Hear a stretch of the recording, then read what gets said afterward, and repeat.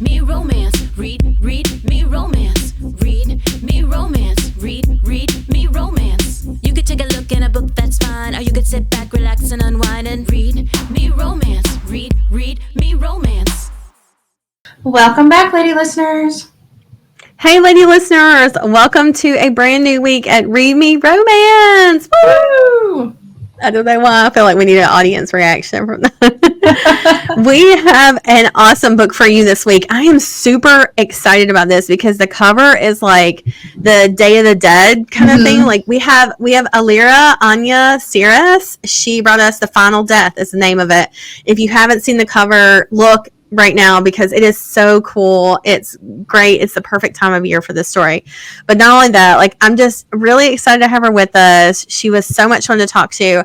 And I did not realize until we got like into the tell us about, what you have new and free and on sale this week, that she writes as Jade Hernandez. And I've read her before. So I was just like, hold up, wait, you're the same person?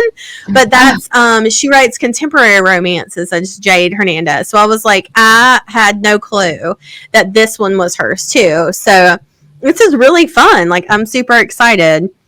Aleera, I'll read you her author bio right now, just since we're talking about her. So Aleera Anaya Ceres is a USA Today best-selling author and has written several stories in fantasy, paranormal, and urban fantasy.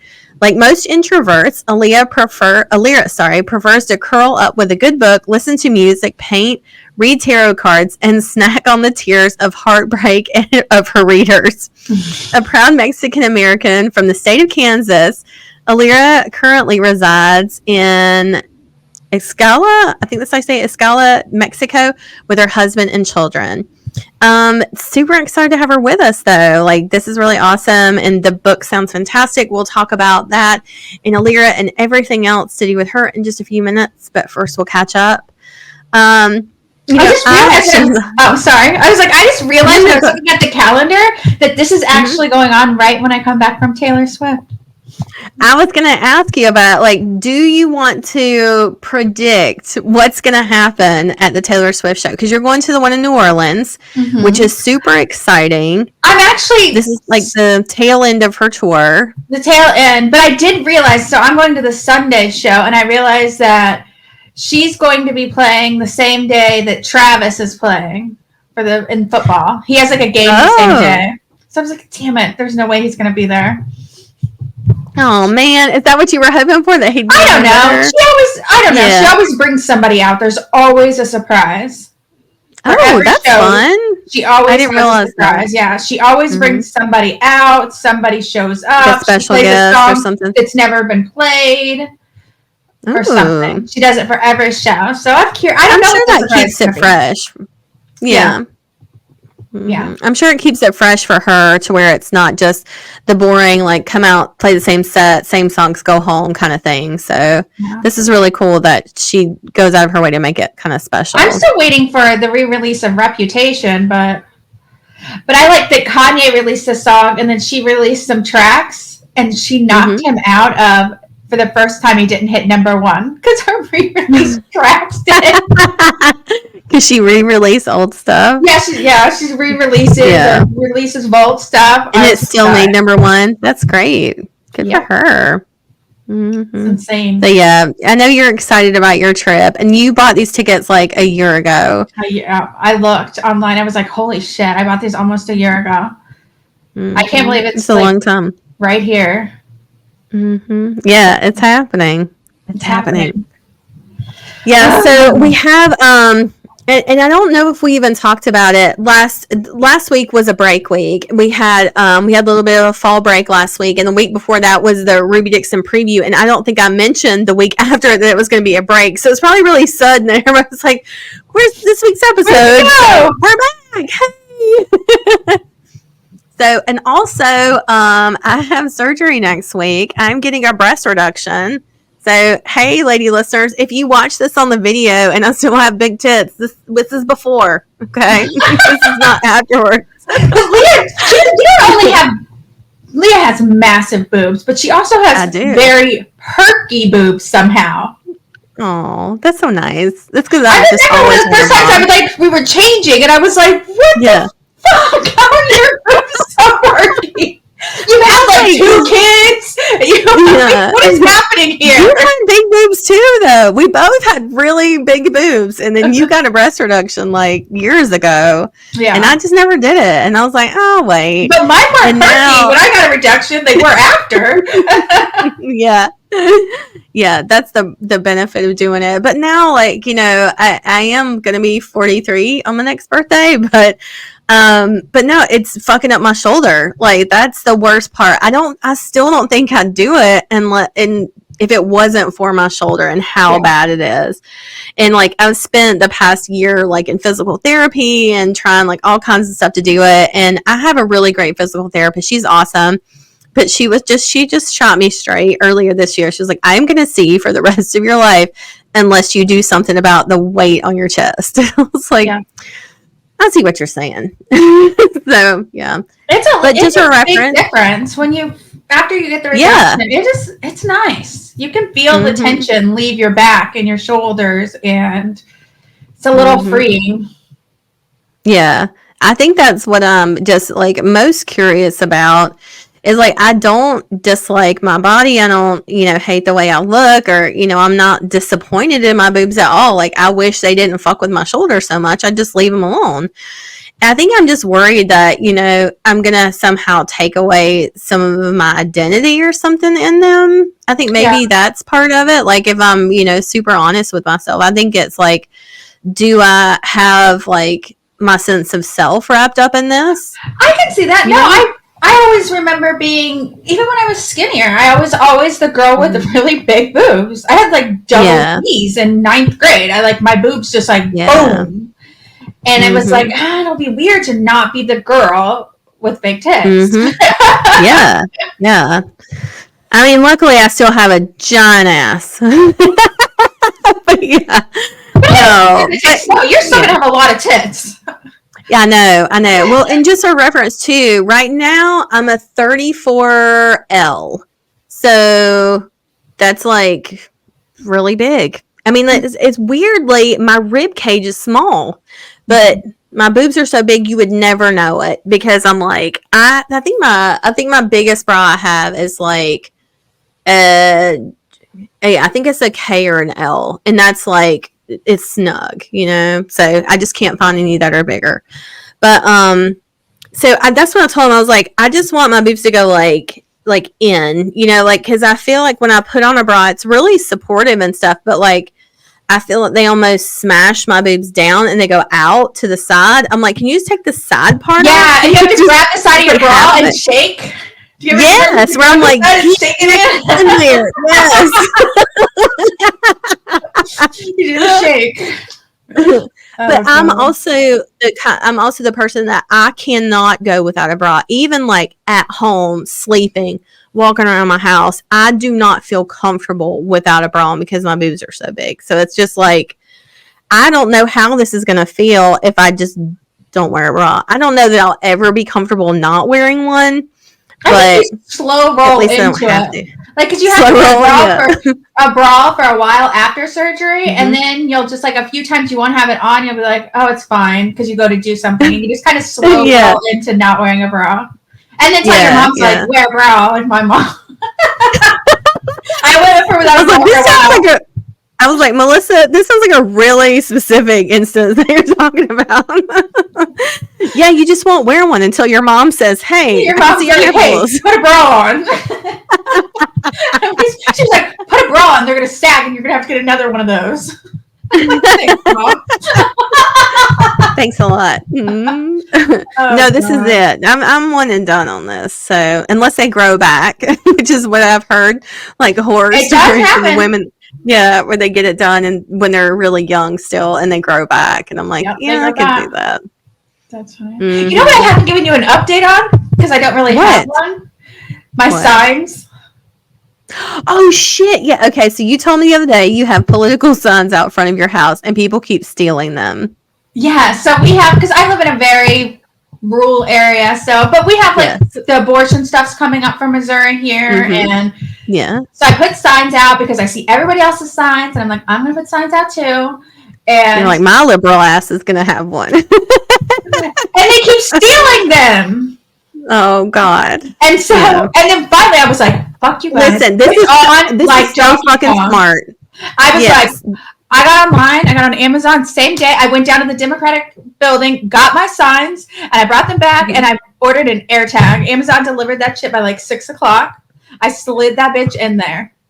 And this is genius. Locked and loaded. My mom was like, I cannot believe you thought of this. I was like, I just want to know who's stealing I can't either. That's so smart, though. Yeah, I would want to know who did it. I think I went too hard because after they stole my signs the second time, or was it the third time? I went back out. I got new signs, got the air tag. Then I bought the little solar lights. You know, that you can put on. I put solar lights on. The spotlights. Because like I said, I live in the country. I'm like 2-3 blocks back from my road. So it's not like I can see my signs from my front. I can't walk out my front door and see my signs. Because there's trees and they're like all the way down there. But I put lights on them. Yeah. And then I was like, if they're going to keep stealing them, I put my flags back out. Yeah. So I put the American flag, because I have my flagpoles that I did back during Black Lives Matter. I put up the American flag, the trans flag, the pride flag. And then I didn't want to do this because it irritates me. But I didn't have a choice because they kept stealing my sign. I got a stupid Harris flag. I didn't want to buy a flag. I don't like waving a flag for a person. Does that make sense? Yeah. No, I totally understand. I do not like that. And I'm just like, I don't want to wave a flag for a person. But they kept stealing my sign. Yeah. So I'm like, I'm going to buy this fucking flag. And I hope you guys are happy. And it's your fault. But I just wanted to note that I think it's so stupid. Well, they probably don't know. So every time you steal my sign, I have to go buy them again. And I don't buy them from Amazon. I go down to the Democrat building or I get on the website. So I'm just making another donation. You keep making I don't think that's what people understand is like you're giving more money to the cause when they take your flag. My dad. Or take your sign. I love my dad because he's like, he wants them to steal it. And he went and he ordered another one. And he got one with Harris's like face, like large on it. He's like, they're going to steal this one. No. Did he put an air tag on it too? He just put it next to it. He was like, because we'd already put that one in there. He's like, they're going to come after these now. Because whenever they stole one, they took them all.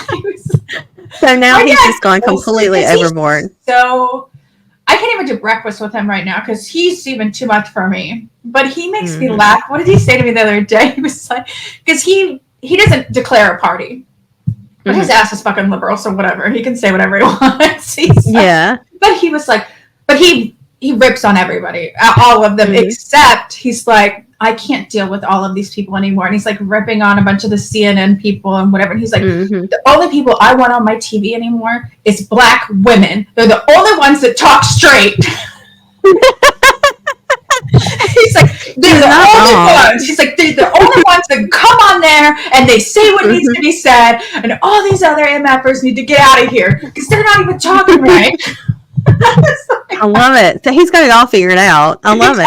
He's not wrong. Yeah, we should just listen to him. He's like, it's the only ones that say that need what needs to be said. He's like, when black women get up there, he's like, I know they're going to deliver it and it's going to be good and it's going to be right. And I was like, you heard it here first, ladies and gentlemen. Corba King, he knows what he's doing. because usually he rips on everybody, but no. So listen, I thought about your dad the other day because I know that you guys will like go out to eat or, do whatever you have your time together and stuff. And I was going through the drive-thru and I remembered like going through the drive-thru with my dad. And it's what made me think of you and your dad. Cause it was like, we pulled it to the drive-thru or something. This is a long time ago. And I was like, hold on. Let me look at the menu. And he's like, bitch, it's McDonald's. They've had the same menu for 2,500 years. Yeah, he's like, they have the same thing. How do you not know your immediate order when you go through the drive-thru? And so I actually wrote this down, and I wanted to ask you. I'm going to name fast food places, and I want to say we're at the drive-thru window. You have to tell me quickly what is your order. Okay, so ready? Wait, like. Am I watching what I eat or I'm not watching what I eat? What do you want to do? I'll just name what comes to mind. Okay. All right. I'm going to start eating Taco Bell. I'm going to get a bean burrito with extra tomatoes. Is that all you're going to order? A bean burrito, extra tomatoes? Yeah. I mean, sometimes I used to get the chalupa, but Taco Bell makes me sick anymore. The bean burrito is the only thing that kind of like, because even the chicken quesadilla I used to get all the time, and it can make my stomach upset. So Taco Bell isn't a great one for me. Okay, so that's my favorite, but I wanted to get it out of the way. But I am a 2 bean burritos, no onions, and give me 2 nacho Dorito tacos in a Baja Blast. That's every single time. Once those Dorito tacos and a Baja Blast. Fuck me, those Dorito tacos. I put one of those in my hand when I die. So wherever I'm going next, if it's like the Egyptians and I get to take it with me, I want that nacho Dorito taco. I just think I'm saying it now. I'm also burnt out on Taco Bell because I live in a small town and they close the drive-thru all the time, and you have to go into the pilot because it's with the gas station. And I'm just like, I'm not going there. So I can't even forget it's here. I'm like, whatever.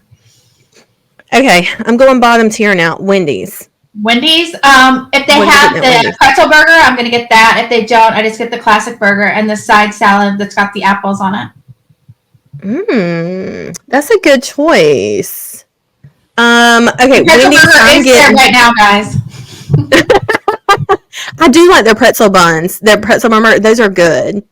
I'm going to Wendy's. I'm getting 10 nuggets, barbecue sauce, side of chili, Diet Coke. That's my order. I love their chicken. I don't like their fries. Yeah, their chili's really good, actually. I like it. I mean, it just tastes like regular chili, but it's not spicy. And it's got beans in it, but it's just like beans and meat chili. And I like to get it. And if it's after 2 or whatever, they do baked potatoes.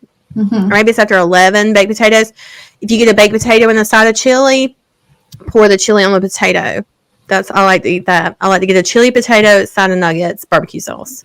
Because I ordered the best chicken nuggets, Chili's, and I get it to go, and I buy like 4 of them, and I keep them in my fridge because I'll make chili cheese. Wherever you put the potatoes with the chili on there, I make that all the time. But I didn't know I'll have to try theirs. I like it. I mean, to me, like it's just regular chili, but I like it. But if I'm going to actual Chili's, I'm getting those Southwest egg rolls. I'm getting 2 orders of them as my entree. Those are the fucking best thing ever. Really? Those are so good. I had those actually. Oh my god, it's like a Mexican, or not Mexican, I guess, but it's like Southwest. I know what they are. And they've got them like sliced. I know what I've seen. Yeah, they're like sliced them. Yeah, no, they're really good. They have like black beans and corn and chicken and stuff. I think they're really good. But they have the Southwest egg rolls. Those are good. All right, so McDonald's.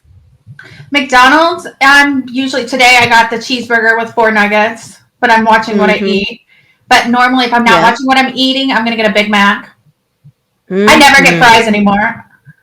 Yeah. I cut out the fries like years ago, and I've just never gone back. And so I don't eat them, so I don't remember.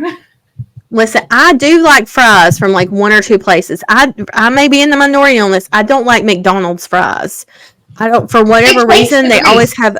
It's the oil that they're fried in. Something about it is odd to me. I do not like it, so I don't ever get McDonald's like fries. A decade ago.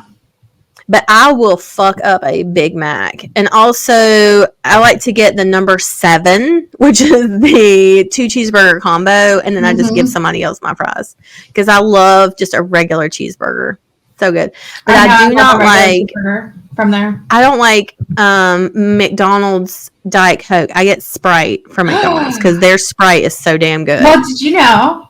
Because I think McDonald's has. I always drink Dr. Pepper, but when I go to McDonald's, I get a Coke because the Coke is made differently, just for McDonald's. What? Yeah, it's different. I don't like I do like their Coke. Their Coke is very good. It's really crisp. But their Diet Coke, for some reason, has their aspartame aftertaste with their Diet Coke is so much stronger at McDonald's for some reason. So they has a good Diet Coke. They have a different little bit of a flavor that they get, and then they never let their syrup never gets to get warm.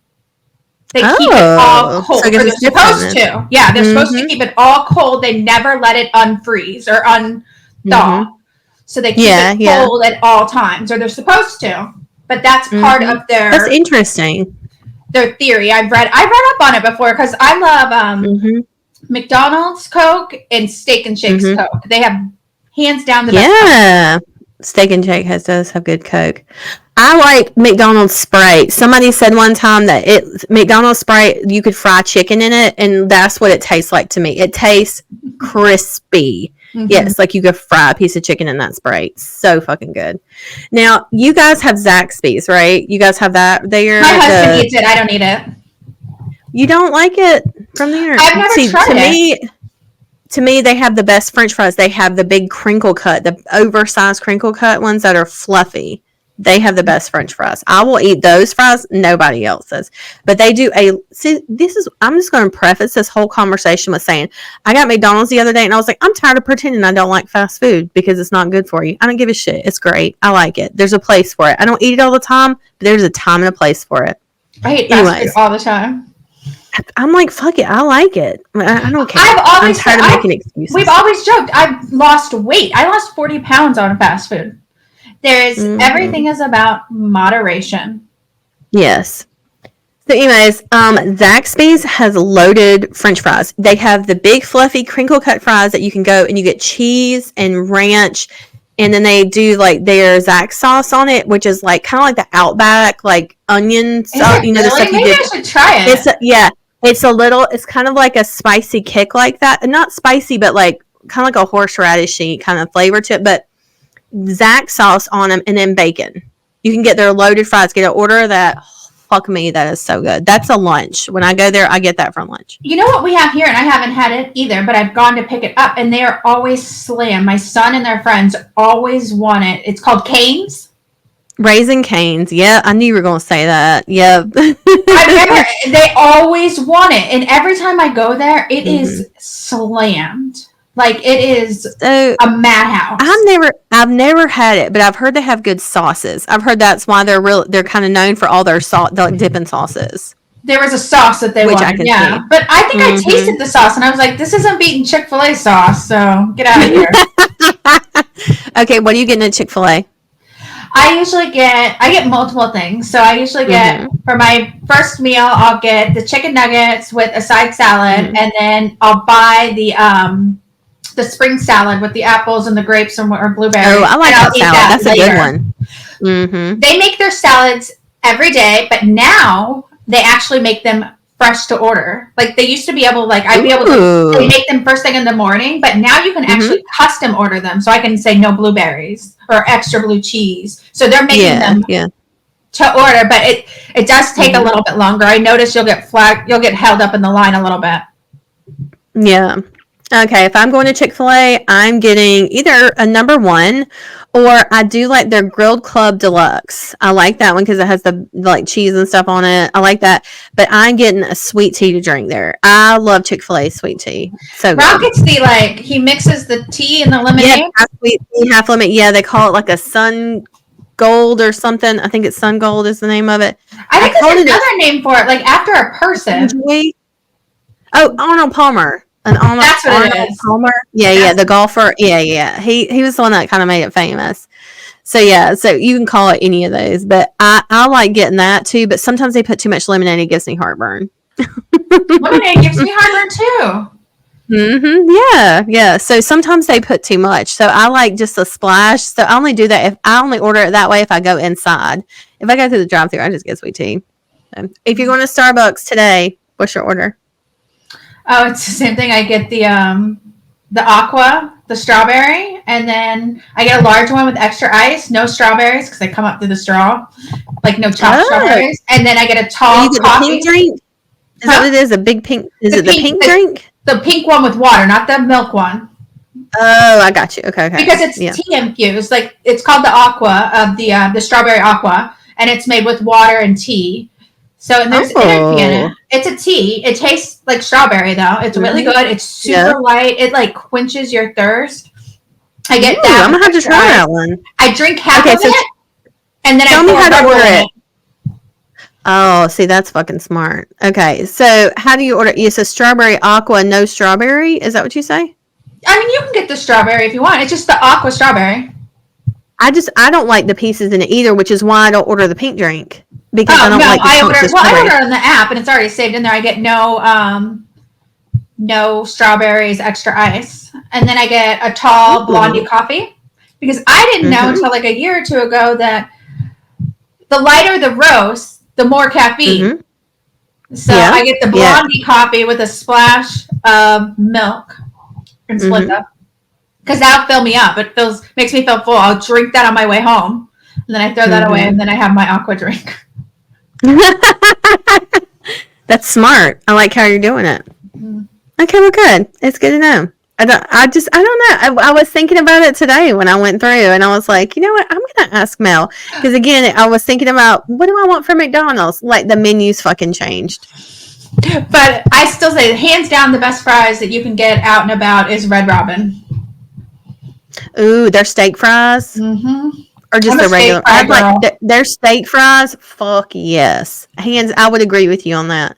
Even their onion rings. Their onion rings come with a sauce, a spicy sauce. Yes.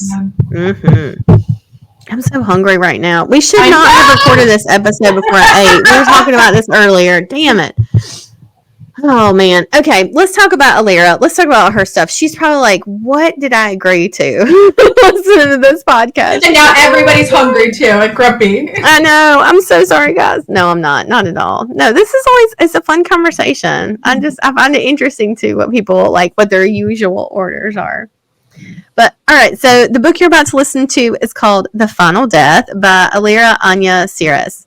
I'll read you the book bio since we've already read her author bio. When I woke up Friday morning, I never thought I'd be dead by that night. But when I fell face first in the land of the dead, I knew it was the result of something sinister. To solve my own murder, I'll team up with my dead ex-lover, Carlos. Together, we travel to the land of the living before the bell tolls and Dia de los Muertos ends. Will we solve the mystery of my brutal end in time before we're thrown back to where the dead catrines go? Or will my anger and grief keep me trapped as a ghost in the town of Hollowhart forever? The Final Death is a short story in the Hollowhart Haunts series. Hollowhart is a spooky town you can't find on any map, and it's filled with all sorts of creatures you can imagine. But beware, for when you dare to step foot inside, there's nowhere safe for you to hide. That's like perfect for this week too. Like it's super spooky and like fun and exciting. And I'm really excited to see how she does like the land of the dead and the land of the living and how this is going to go, that she's teaming up to solve a murder. I was like, there's so much that she threw into this. So this is really cool. The fourth, and this is everything that Aleera has that's like new and upcoming and all this stuff. And so that's what I had asked her about when I talked about earlier, when she had said that she also writes as Jade Hernandez. So she says the fourth installment of the Fae Element series is up for January 2025 release. It's a high fantasy series set in the dystopian-like world in which being Fae is illegal. But to reclaim their lands and their magic, the Fae will need to find the elementals to help them. Book 1 is called A Dance with Fire. Book 2 is A Sword of Ice. Book 3 is A Shield of Water. An upcoming release is A Song of Air. So if you love The Final Death, you've listened to it today and you want more, you're going to want to go grab that and start that series. Read those. Aleera lives in Mexico and tries to prioritize being as inclusive as she possibly can in her writing. If you love today's audios, you can also check out her contemporary romance pen name, Jade Hernandez, where she writes sweet and dark romances. You can also follow Aleera on Instagram under Aleera_CRES Ceres. And we'll have all of this down in the show notes, so everything will be clickable for you, and you can see like all her tags and stuff. You can also follow her on Instagram under author Jade Hernandez as well.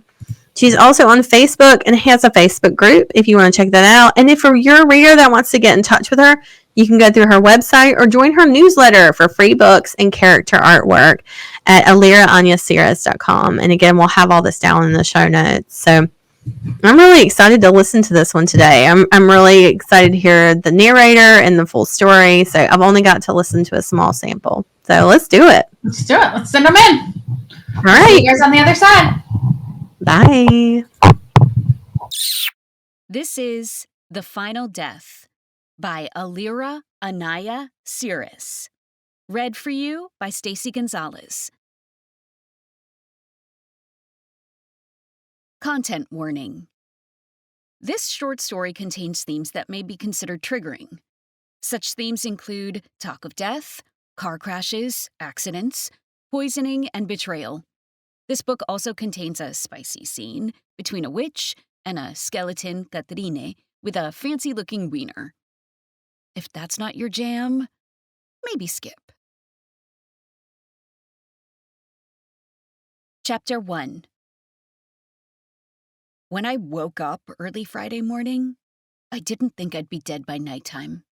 But it was obvious that I wasn't with the living the moment I opened my eyes, and breaths no longer filled my lungs. I could no longer hear the echo of my own heartbeat from within the confines of my chest, or be deafened by the blood rushing through the canals of my ears. There was a silent stillness in my body, and somehow I knew. I knew. I rolled over onto my stomach with shaking, nervous hands. The dirt beneath my nails was soft. At least I could still feel that. At least I could still smell the cloying incense, and the sweet flower petals crushed between my fingertips as I pushed my way to a stand. And when I finally caught a glimpse of my surroundings, my jaw dropped. Though I didn't need to, years of the habit washed over me, and I began to hyperventilate. I didn't need air, not anymore, but I still sucked whatever lungful I could get. The panic, an overwhelming force that made my vision cloud in the worst possible way. I'd been at my house, sitting at my dainty little table, sipping tea from an old chipped mug when Dragonia, my black cat, began to hiss. Dragonia was a loving, gentle creature, so I'd been surprised enough by the action to take notice. But when I looked up, it was too late. Darkness spread through my vision, and then I was gone.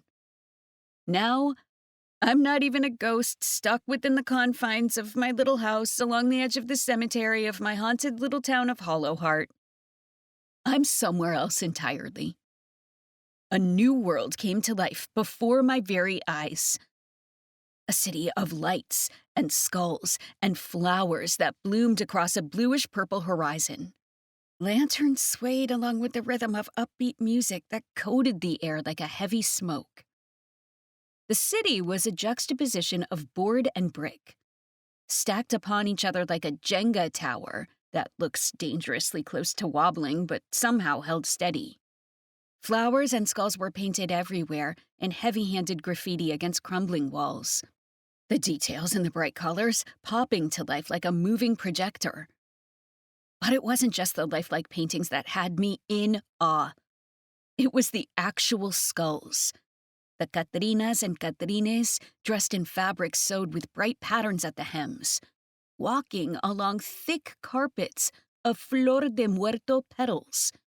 Each step against the glowing marigolds makes a heady perfume permeate through the air, mingling with pan de muerto, oranges, fruits, and mole. I couldn't believe what I was seeing. And yet, I knew what it was I was looking at and what was invading my vision. As a bruja, I was never sure what to expect when death came knocking. Heaven or hell, like my Catholic great-abuela would have said. Or maybe Mictlan, like my ancestors of old believed. La tierra de los recordados burst before my eyes, like bright blooms and stardust. The land of the remembered, with the souls of all those who had passed wandering, dancing, eating, and drinking. Their alebrije companions with skin and neon designs prowling and flying over a starry sky and earthy ground. My legs moved of their own volition, my breaths coming out in dangerous pants. Were I alive, I would have worried I was about to faint.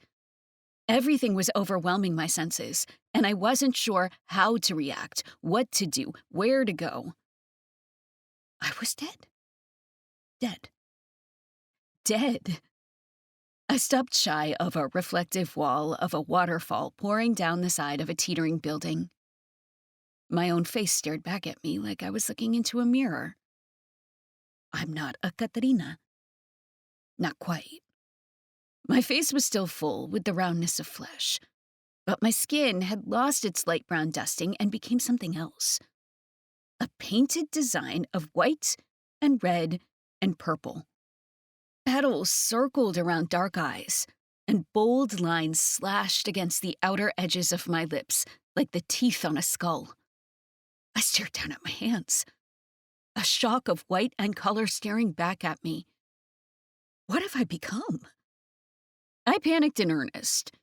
My feet moved of their own volition. I began to run, bright blooms of stardust blurring my vision, and I vaguely wonder if they were tears. The thought was blown away as my feet carried me faster and faster. I bumped into hard skeletal bodies. Apologies were muttered on their lips and mine. Everything became a haze of color and darkness. I didn't even know where I was going, but it didn't matter. Not when everything felt like an undead nightmare, chasing and nipping at my heels. I turned a corner sharply, ramming into the solid structure of tall bones, clad in a charro suit of black and colorful designs. It made my head spin, and for a second, the world around me calmed, if but a fraction. I took an unnecessary breath and looked up, eyes wide, and an apology on my lips. But the face that greeted me made me stop and stare. A skeleton gaped back at me, and even without the rounded flesh and muscle of the living, I recognized those features. The arched brow, the stern line of that mouth, and the gaze. The way he stared down at me with a shocked expression. Rosa? My name tumbled out of his lips, and it's a voice I remember. A voice that used to keep me up at night as it whispered delicious, dirty words across my flesh. That made promises in my ears of a life we'd live together forever.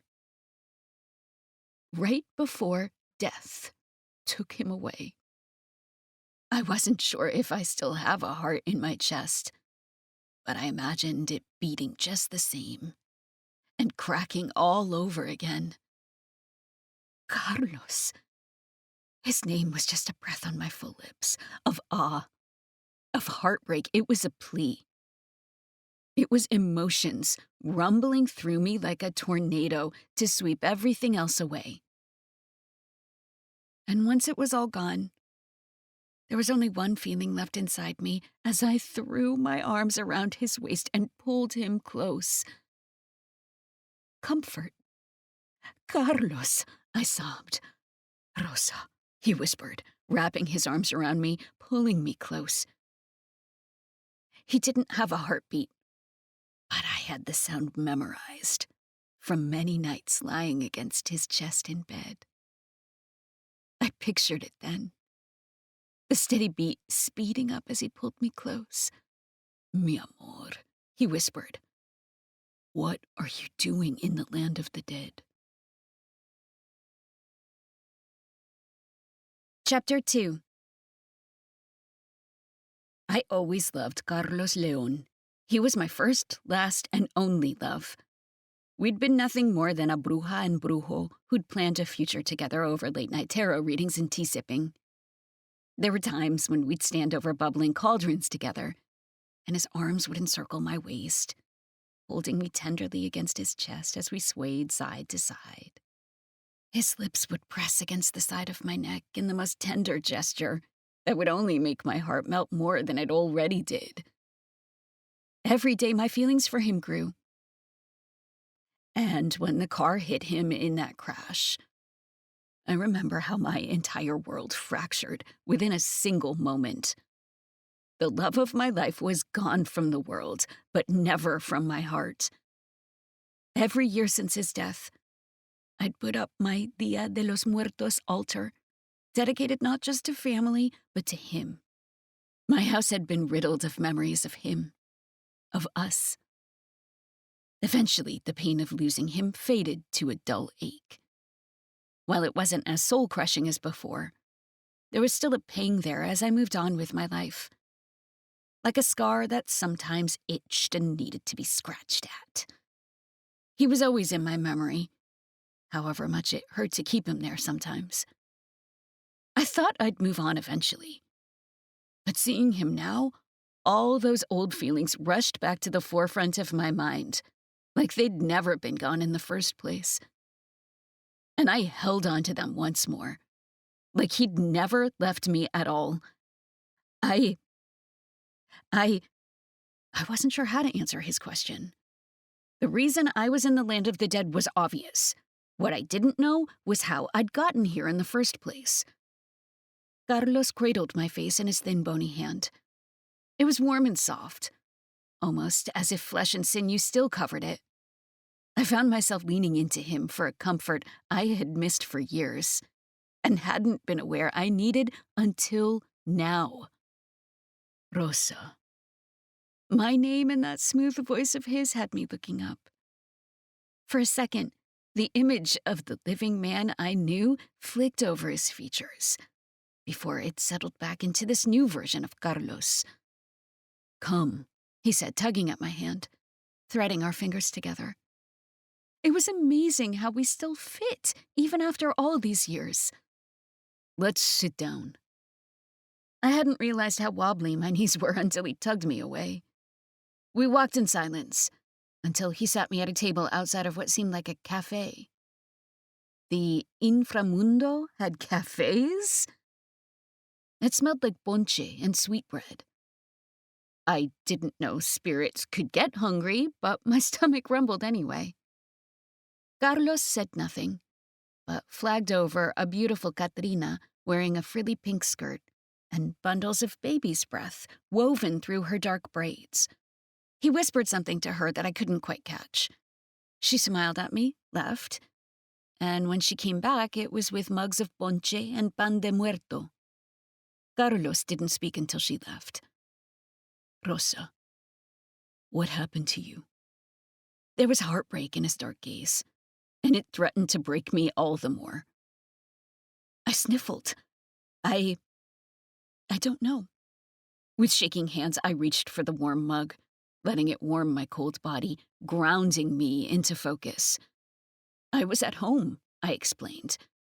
I went about my day as usual, preparing orders for the apothecary. When I closed shop for the day, I prepared tea to relax. Then Dragonia hissed, and then I blinked away the sensation of tears. I woke up here. He leaned back, staring at me with the hollow holes for eyes. I had to admit it was unnerving seeing him this way. In all my memories, he was flesh and bone and blood, human. Now he was other, a skeleton, but still with the breath of a man, and even without skin, his expressions were still clear to me.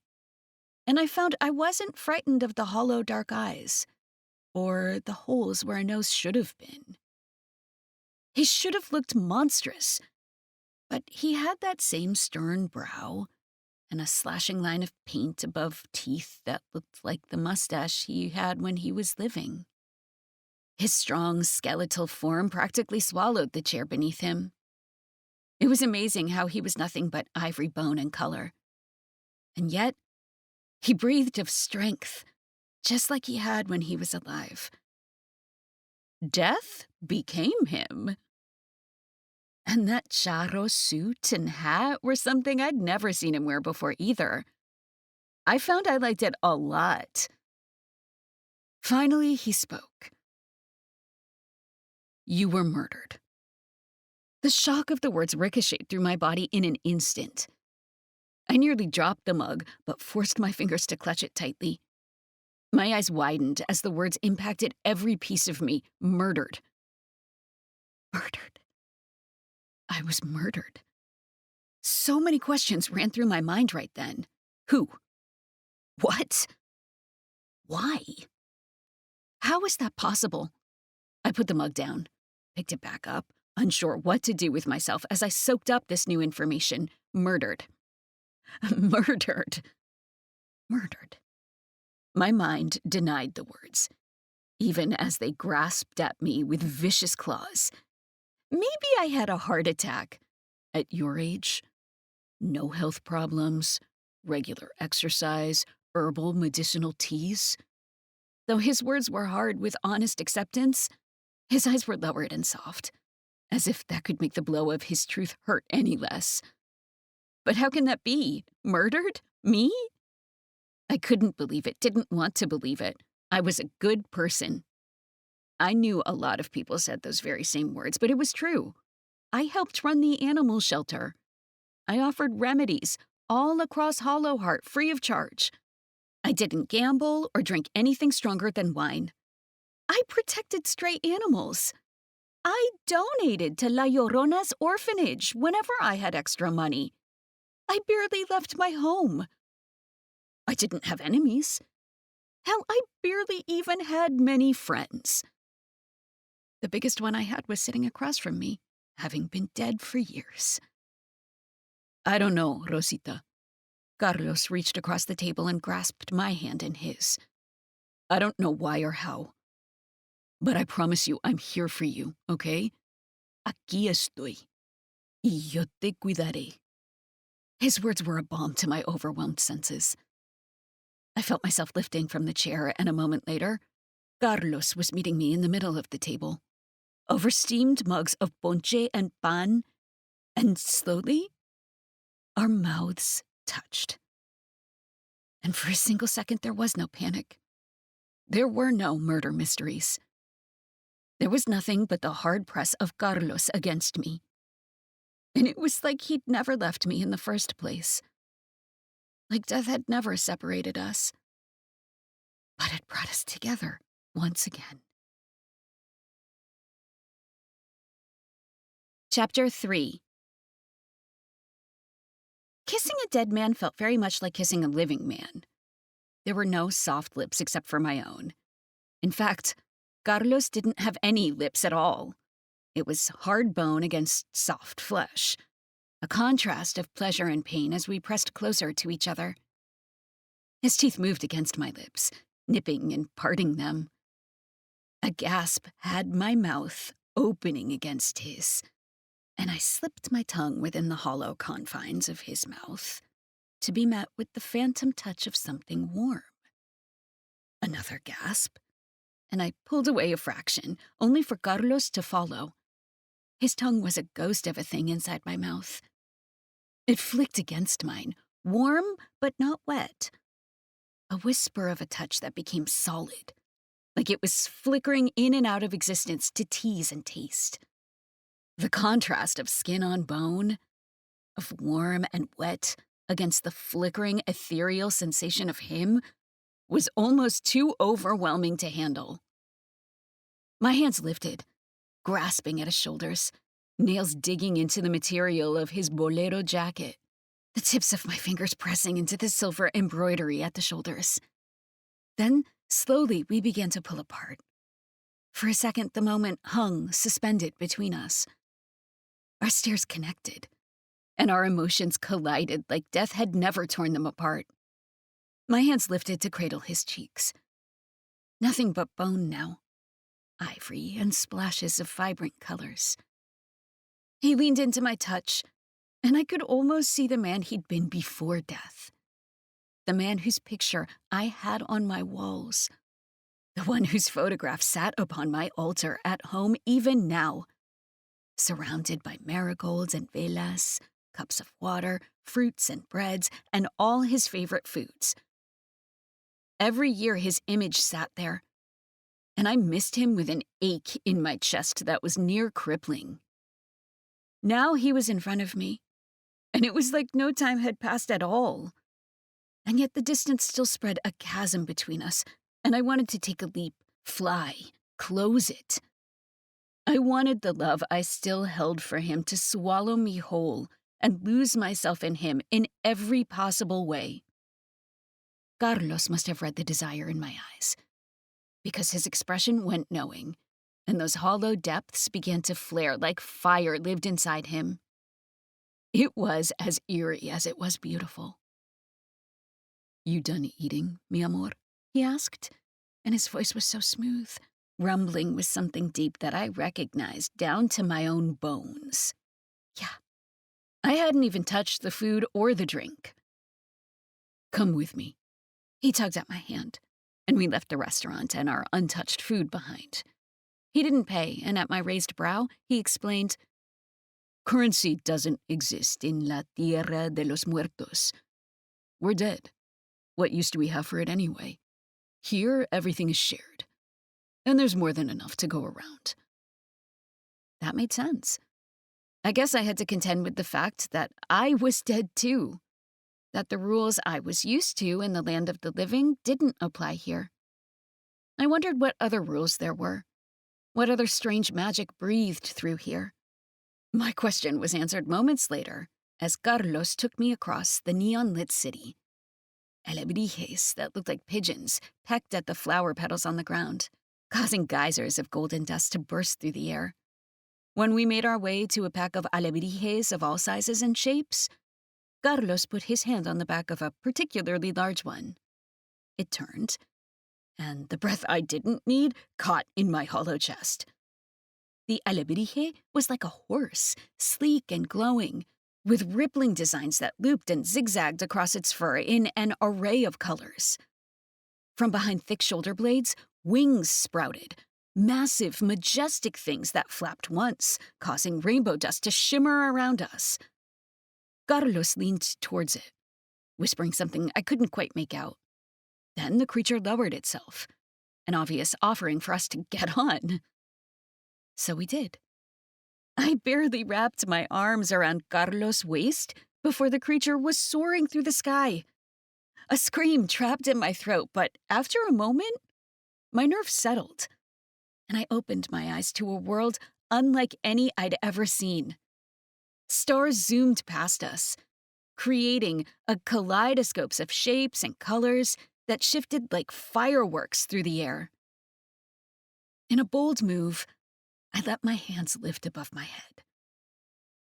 I was suspended, and the stars tickled between the spaces of my fingers, and the heart that no longer existed inside my chest felt full.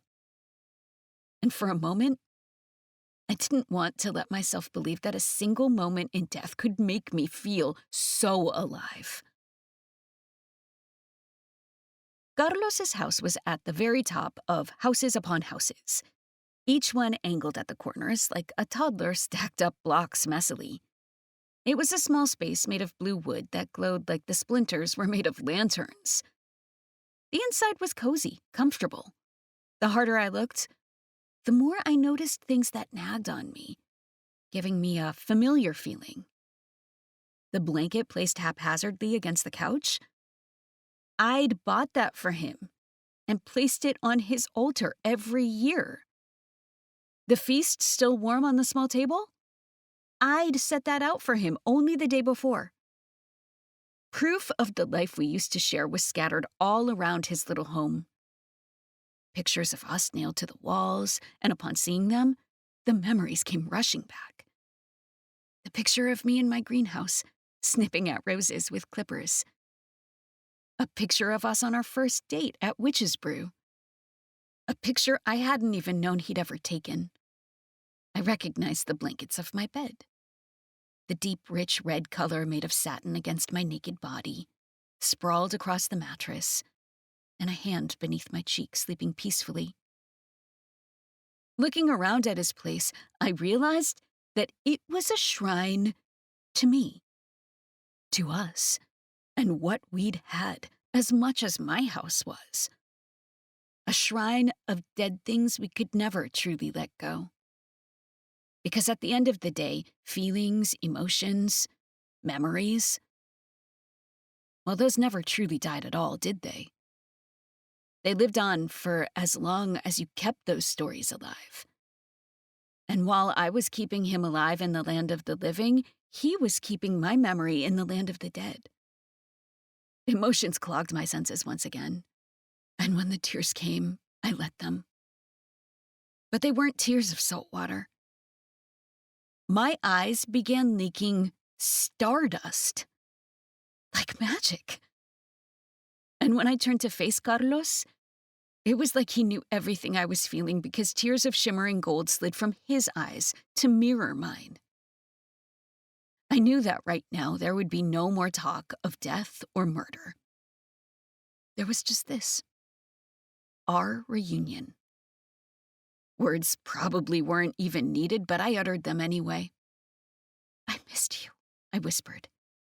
He took a breath he probably didn't need and closed the distance between us. We collided in a soft tangle of limbs, grasping and pulling at each other closer. Then his feet moved, and he was backing me blindly until the backs of my legs hit the edge of a bed, and I was tumbling down on top of it. Carlos fell to meet me, holding himself up by his palms on either side of me. His body caressed mine, legs weighing mine down, his lower half pressing against my most intimate spots. Our clothes ruffled together, my skirt crinkling the more he moved against me. I missed you, Carlos confessed, echoing my words back at me. Every day, I missed you. And every day in life and in death, I have loved you. My hands lifted to cradle his cheeks, pulling him down so our lips touched once again, but this time it was more urgent, more desperate. I nipped at the bones where his lips should be, and our mouths opened together. The flick of his tongue felt more solid then, less like a ghost, and it consumed me, flicking and taking, tasting, because it had been so long since we'd been together like this. We were both desperate in our urgency for one another. Fire came to life between us, and I didn't want to extinguish it. We fanned the flames, groaning into each other's mouths. The sound of his rough moans of pleasure sent an electrifying feeling over my skin. And suddenly, kissing just wasn't enough. I wanted more. And maybe a part of me was afraid that he'd vanish. That maybe this was all just a dream. And what I had in front of me would disappear all over again like it had before. Those thoughts were shoved from my mind as Carlos ripped his mouth from mine and pushed away from me, leaning up so he was straddling my waist and looking down at me. The soft blue glow of wooden walls and the yellow illumination made him look like a work of art. And he looked down at me with equal reverence. Tan hermosa, he complimented. You've always been so beautiful. If I had a blood flow, I was sure I would have blushed. I took a breath as he shook out of his bolero jacket, carefully tossing it to the side where it thumped to the floor.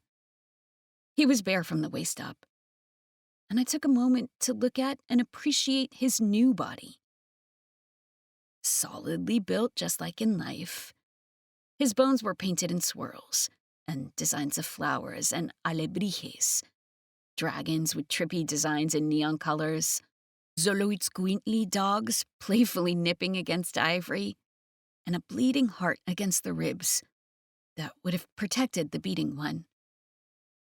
I reached up in my curiosity, pressing my palms against him, feeling the echoing spaces where flesh should have been, but there was warm air instead.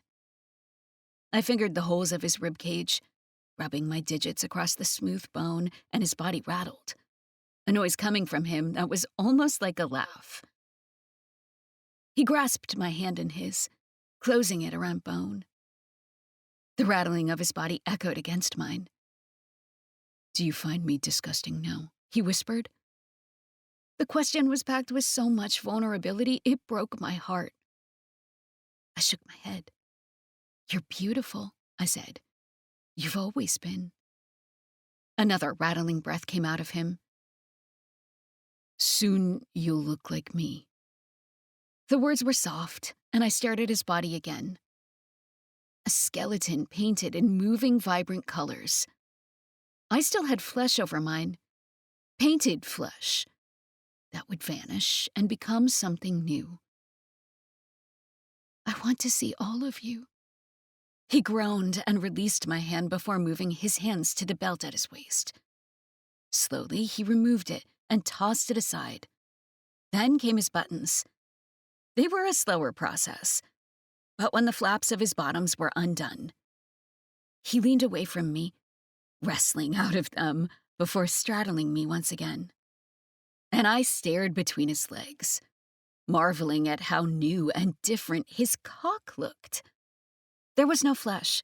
That was the first thing I noticed as it curved up. In fact, it looked composed of bone, of vertebrae attached, with a blunt head that leaked a swirl of colors like the paint that decorated his body. I blinked once, and in a flash, his cock changed. Flesh grew over it, skin in brightly designed colors, with similar images that decorated him everywhere else. I blinked again, and the image was gone. And that thick cock made of bone was still there. I sucked in a breath and reached for it, wrapping my fist around him at the base, attached to his pubis bone.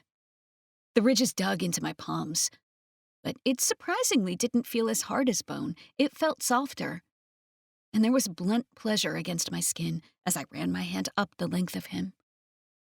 Stopping at the tip, my fingers played over it, smearing that colorful pre-cum against painted ivory.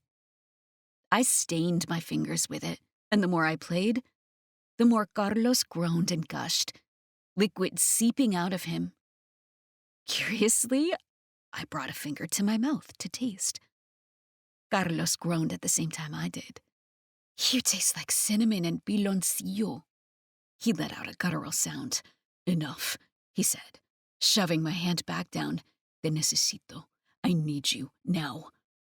Then my skirts were being flipped up, blocking my view of him as he positioned himself at my bare entrance. With a huff, I smashed the layers of material down to watch as the blunt head of his colorful cock pressed against my folds. "Tell me if it hurts," he demanded just before he pushed the tip inside. "Tell me if you like it." I did. I liked it so much, maybe too much. It didn't feel like a regular cock. It felt exactly like it was. Hard ridges curving up inside me the more he pushed, inch by inch inside of me. I groaned, lifting my hips to meet him, urging him to shove all the way inside of me. I felt so full, so complete with him inside me. The ridges did something to my channel walls, and when he began to move, sliding slowly in and out at first, undulating his hips, I couldn't hold back my cries. It felt so different, so wild. And I met him. Our bodies moved faster and faster. I clung against him, grasping at his shoulders until he fell against me, making me feel secure with the weight of his body crushing me against the mattress. Our lips met in a frenzy, the rhythm of our tongues matching our lower bodies, as if we couldn't get enough and didn't want to. I wasn't sure how long I lasted. He slowed, the hard press of his bones against my desire that sent little sparks of explosion through my body. It was slow rising at first, but then that orgasm crashed, incinerated.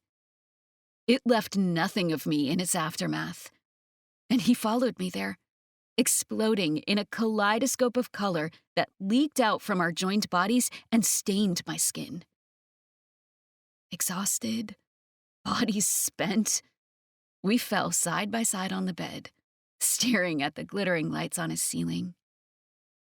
For a moment, we were silent, basking in the aftermath of our lovemaking. We were always quiet after. Sometimes there were cuddles, but mostly it was the both of us coming down from whatever ethereal place we went to, letting reality slowly settle over us once more. When we both caught our breath was when we finally turned towards one another, pressing close and closing our eyes to rest. It was hours, or maybe minutes, I wasn't sure, but with my palm caressing his cheekbone, and I whispered a reality I'd been contemplating for a while. I was murdered. "I'm sorry, mi amor. I want to find out who murdered me." "I knew you would," he whispered. "You know I'll help. I'd go to the ends of this world for you, Rosita. Just say the word." "Te amo." He smiled then. "I never stopped loving you." Chapter 4. The veil between worlds is thin right now, Carlos explained. We can cross into the land of the living, but only for as long as Dia de los Muertos lasts. Then we will be pulled back. I nodded and held my head high as he explained just before we stepped through the darkness. It was the type of darkness where shadows couldn't even exist, where light couldn't shimmer through. And then, up ahead, floating petals of gold like will-o'-the-wisps to guide our way. It was tradition to drop petals onto the ground from the outside towards your altar as a way to invite your deceased loved ones into your home for their rest. This was what it looked like. Darkness, with marigolds and scents to guide us. They offered little illumination, enough so I could make out glasses of water for weary travelers on their journey to the living. We walked for a while until we finally emerged on the other side, straight into my home. It was a crime scene now, with yellow caution tape and darkness. The candles on the altar burned brightly and safely, the wax dripping onto the colorful cloth. My body was nowhere to be found. My cat was mewling on the stairwell. Seeing her all alone brought a pain to my chest that I wanted to expel. Someone had to come and take care of her. No matter how self-sufficient cats could be, she was still my baby. She needed a nurturer. I hoped someone, family, anyone would come and take care of the house for me. The fact that I was dead hit me like a blow in an impactful way that it hadn't before. I was gone. There was no one looking after my plants, my home. I was going to have to leave all of this behind, my life, everything. And that was a different kind of loss. I know, Carlos said, as though he could read my thoughts. I understand. How did you do it? I asked. How did you deal with it? It's hard, I won't lie to you. It will take you a while. But death sorts itself out. You have people who care about you, and they'll put you on an altar just like you did for me. And it'll hurt a little every year, but it'll keep you alive at the same time. I took a breath and nodded. I knew what he meant. In our culture, death was not the end. It'd never be the end so long as there were people alive who told stories of you, who mourned you, but kept your memory alive in even the smallest of ways.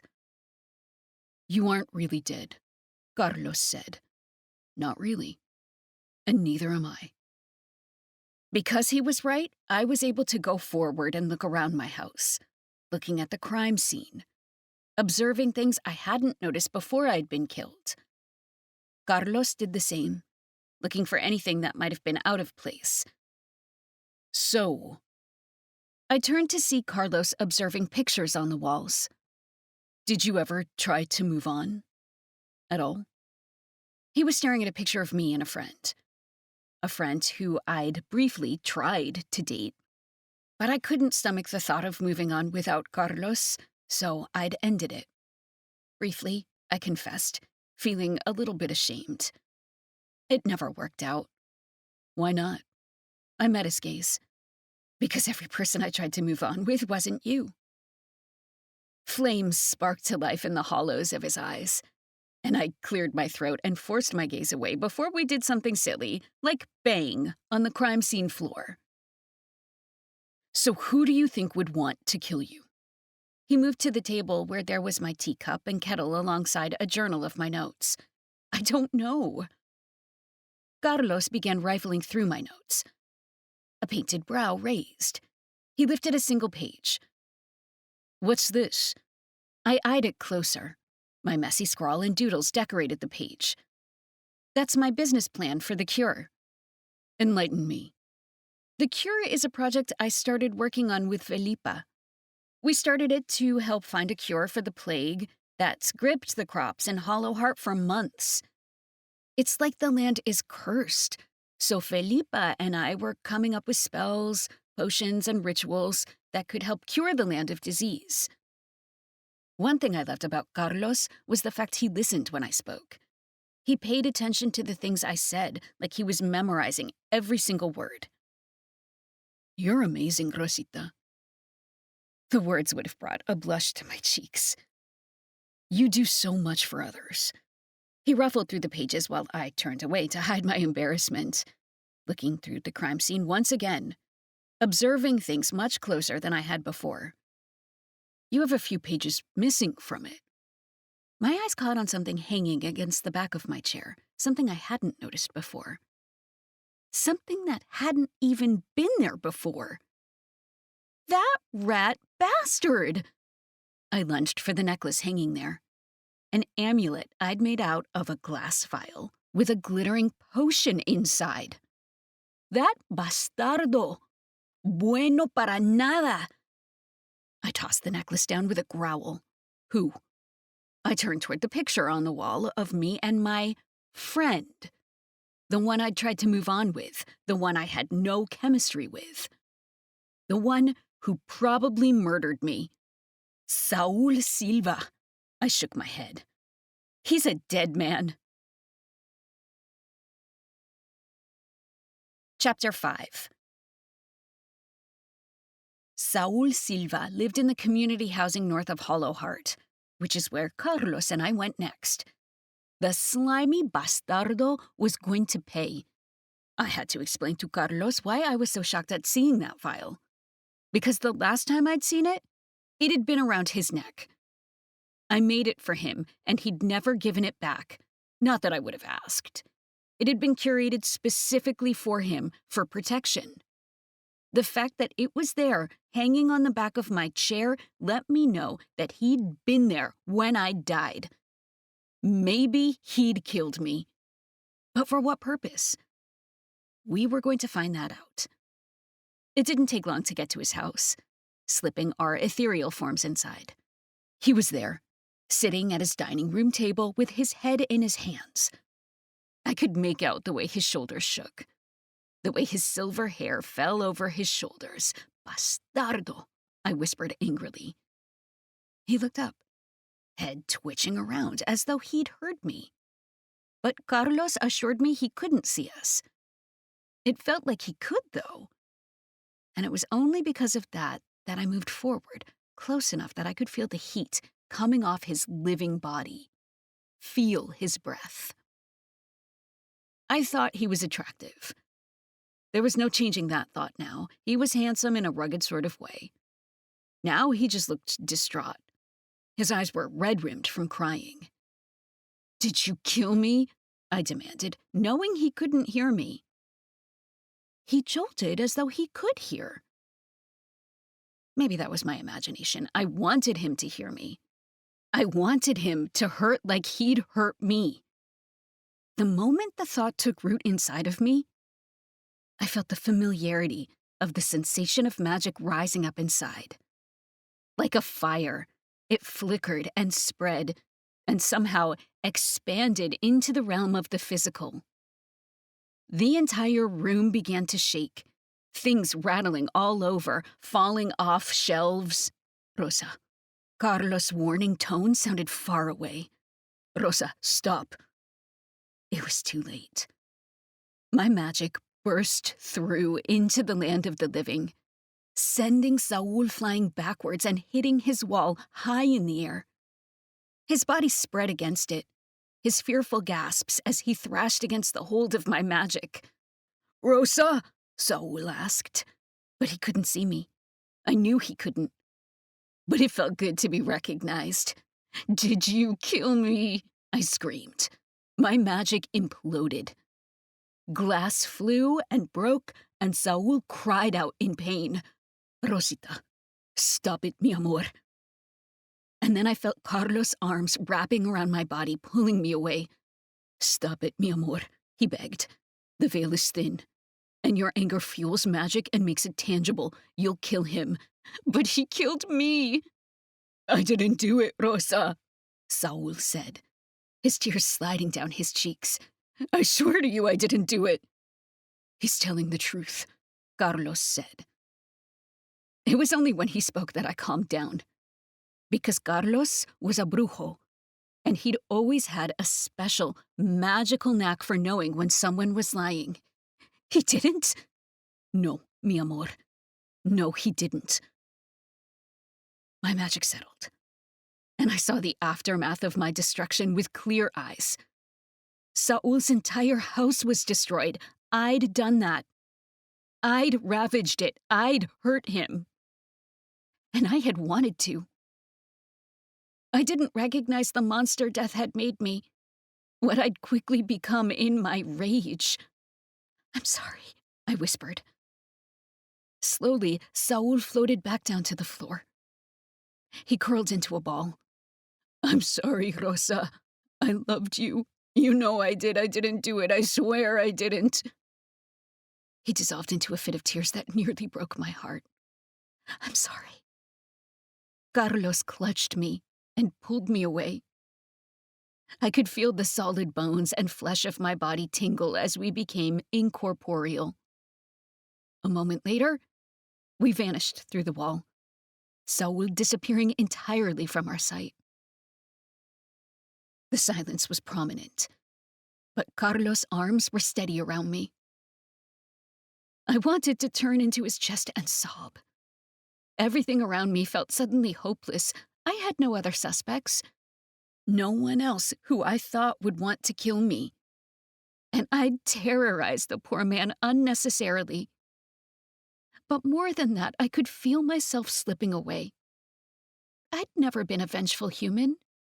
I'd never sought out to hurt someone on purpose. Would death make me into this terrible creature?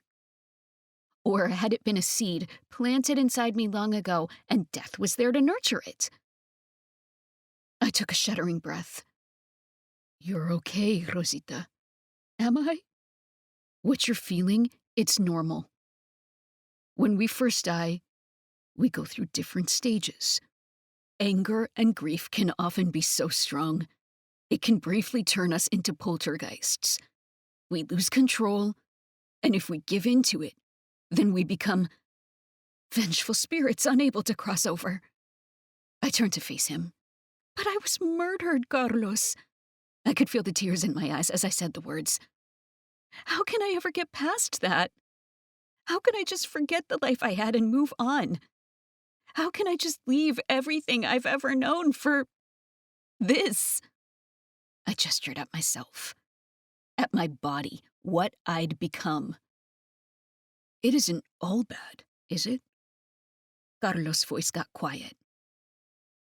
You're leaving your life behind, and I know that's hard, trust me, I know, but we're together now. Doesn't that count for something? He looked so hopeful, and I didn't want to take that away from him, but I couldn't lie. I couldn't keep the heartbreak at bay or trap it so tightly inside of me. Not when it was so fresh. The betrayal and tragedy of the way I died, something that bothered me so much, it was filling me to the very brim. I couldn't find a silver lining. I couldn't find happiness. Not even with Carlos. I can't let this rest, Carlos, was what I said. He stepped back as though I'd slapped him. As though I'd told him this wasn't enough, that he wasn't enough. And maybe in my own way I had. I see. His jaw clanked together, and the colors on his bones dulled. I have to know the truth. I won't stop you, Carlos said, taking a step back. He put distance between us like he couldn't deal with me anymore. And that hurt. I urged to reach for him, but didn't think it would be welcome. And I will help you, Rosita. I just pray you don't lose yourself along the way. Chapter 6.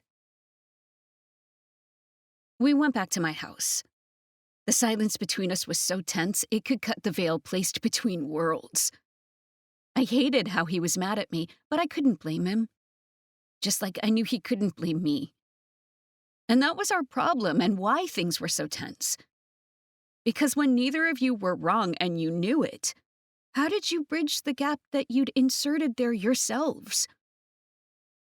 This time, my house had been cleaned up. I wasn't sure exactly how time worked now, but it felt like days had already passed. It had mostly been cleaned, at least of caution tape. A lot was left as it was.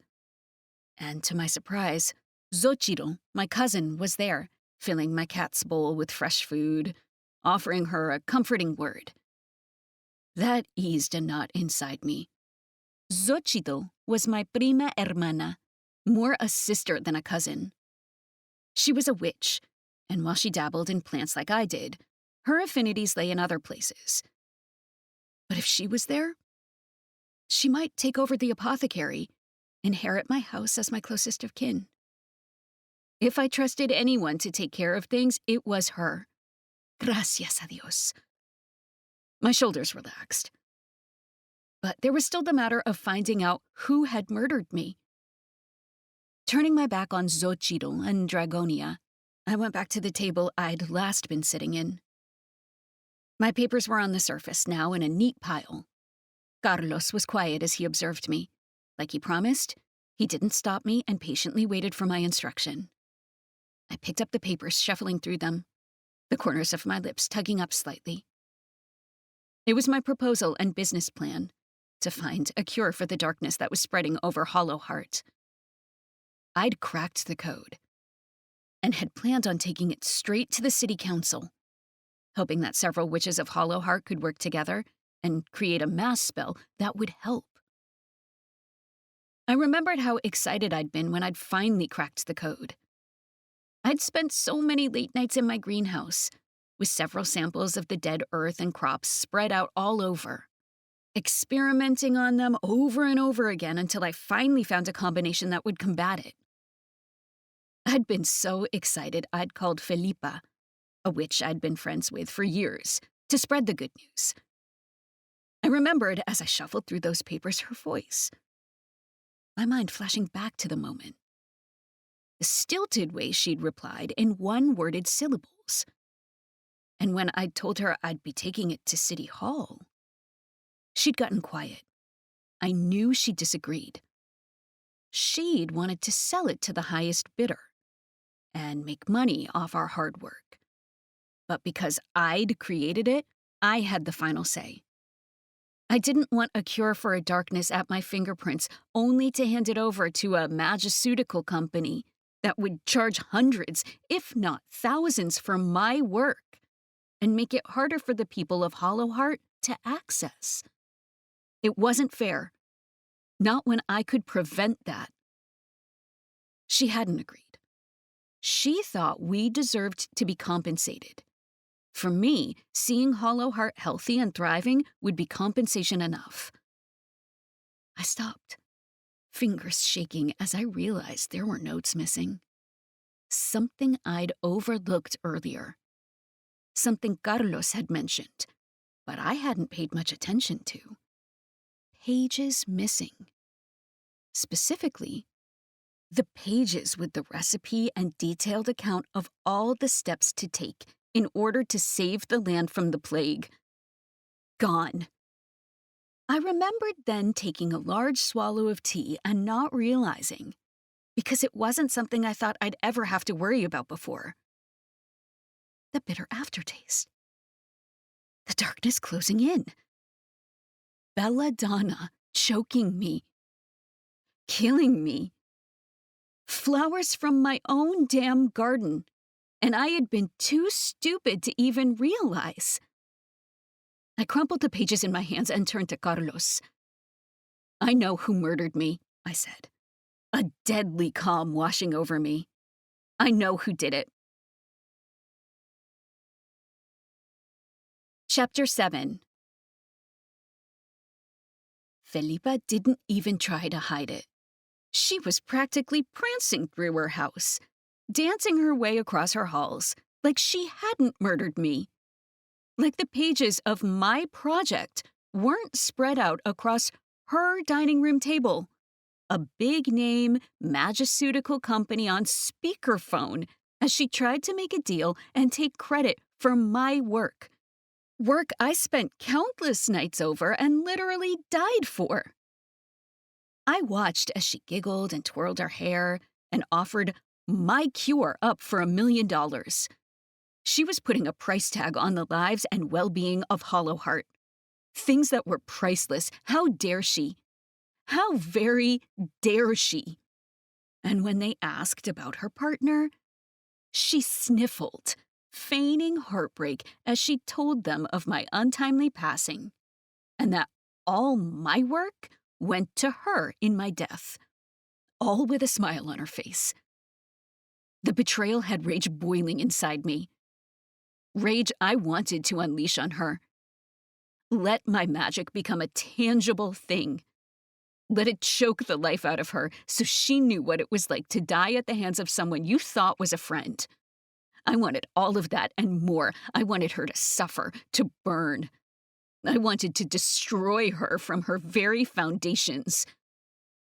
And yet, Carlos was at my back and I could feel his gaze, judging her, understanding my anger, but vilifying it just the same.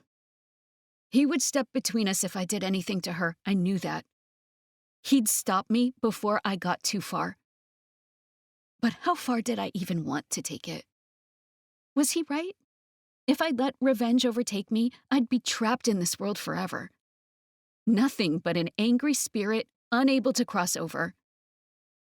And I loved the life I had. But did I want to feel this way forever? I didn't. Anger was exhausting. Pettiness was exhausting. Waiting in a constant state of revenge was exhausting. And I didn't have the wherewithal to deal with it. I was already dead anyway. It was over and done.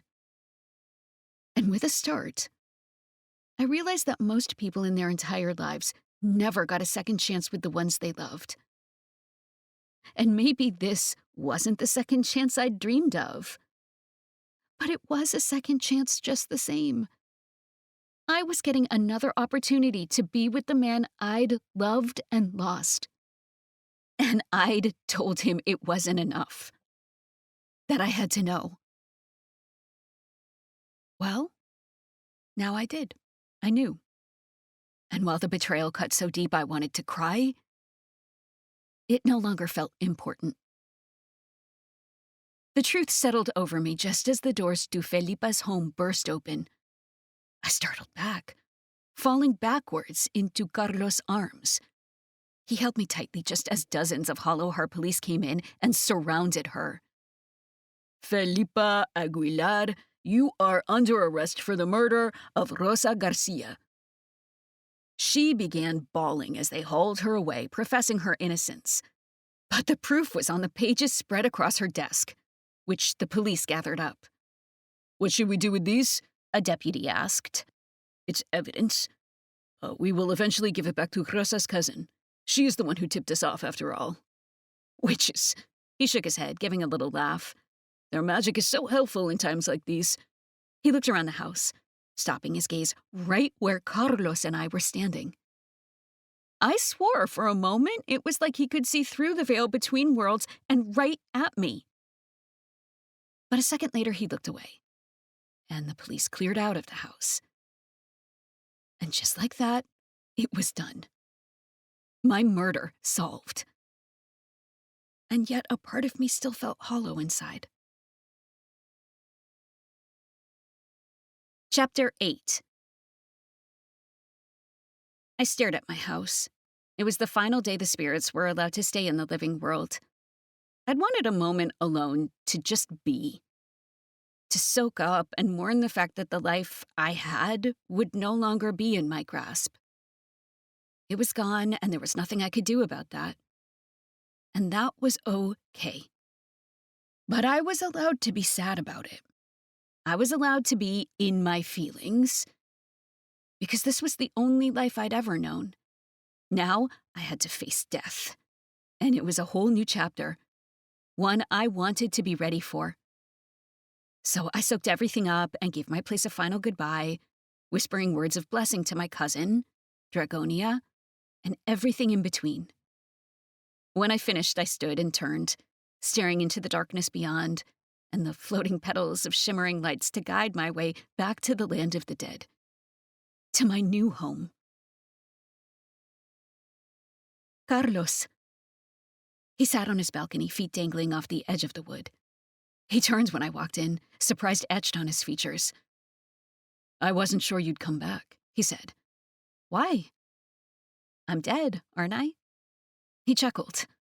I guess so. I just thought I'd let rage and sadness consume me and become a ghost tied to the land of the living. I finished for him, taking the seat next to him. It was a long fall down, but the good thing was, if we went, we were already dead. And physical pain didn't exist here. I could have jumped right then and landed on my feet. You know the truth, I continued. You always did. I know. I could hear the smirk in his voice. But I want to hear you say it. And even if I know the truth, it doesn't take away from how I feel. I know. I reached for him. I was mourning my life and wallowing in pity. I'm still going to be sad. I can't say that I won't ever get nostalgic about the life I had before. But I know that this is my life now. And I'm not just settling. I've accepted this. Life is always so unpredictable. When you died, something in me broke. For years, I prayed you'd come back to me. And this isn't what I expected. But I know it's a chance for us. And I want to be with you for as long as you'll have me. I threaded our fingers together and leaned close to him. He leaned in as well, and our mouths touched. And it felt like our bond only solidified. I'm with you, for as long as we are remembered in the land of the living, and even when our bones disintegrate and we join the land of the forgotten.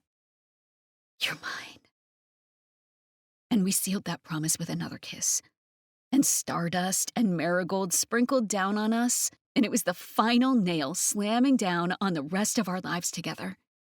And all was right in the world where death had ripped us apart, but then pulled us back together again. This has been The Final Death by Aleera, Anaya, Ceres. Read for you by Stacey Gonzalez. Welcome back. Welcome back, lady listeners. Thank you so much to Aleera Anya Ceres for bringing us The Final Death. Thank you for being on the podcast with us and letting her play your book. Make sure you check the show notes again to see everything she has that's coming up and read everything else you can by her and Jade Hernandez too. Check all that out. And make sure you follow us on Instagram and Facebook so you can see the posts this week and show notes, and you can watch this episode on YouTube. Up next week, we have Laura John, who has brought us a male-male romance called Piping Hot Cocoa that I am really excited about. So I like when we get something different. I know, I do too. It's always fun when it's something different outside, the normal stuff. Like with this week too, like just getting the whole Land of the Living, Day of the Dead sort of like story that was cool and different, and we haven't had something like that before, so I'm really excited. But yeah, so join us back here next week, and make sure you check out Alexa Riley's newest releases. You'll see them. We have 3 taboo books out. We should have we have taboo books that we just released. We did a mob book that was really fun. Like oh my gosh, that was fun. Yes. I was like, Lee was like, we got to start a book. And I was like, I'm just going to throw all the tropes at this. Bam. You literally did. I read that first chapter and I was like, oh, we're going bonkers. All right, great. Love it. I'm here for it. So that's make sure you guys check that out. And follow us everywhere. But I think that's all of it. All right. Tell them what to do. Fuck your day up. Make today your bitch. Don't be a dick. Bye, guys. Bye.